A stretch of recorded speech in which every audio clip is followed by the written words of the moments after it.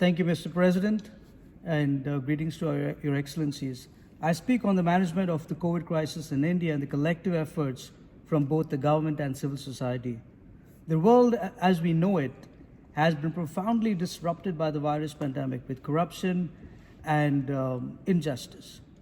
Not just the threat to public health, even the economics and social strata has adversely affected long-term livelihoods and security of tens of millions.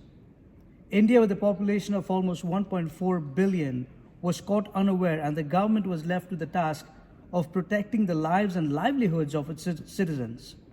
A catastrophe like never before. India has fared objectively well in tackling the vicissitudes of the effects of the virus. We lost many loved ones during the second wave, but as a nation, resilient, we bounced back.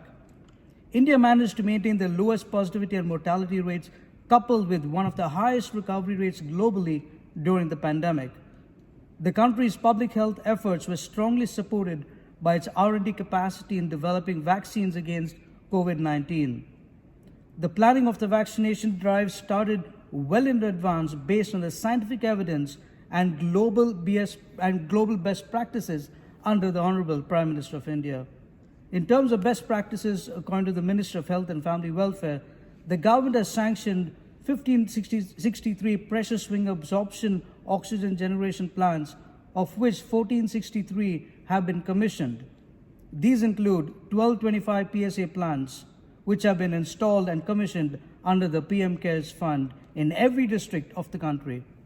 Finally, in regards to the prevailing issues in the state of Karnataka, the government is engaging with civil society and its representations for a solution, and the Chief Minister, along with the Law and Home Ministers, have issued assurances of upholding the letter of the law and call for unity in diversity.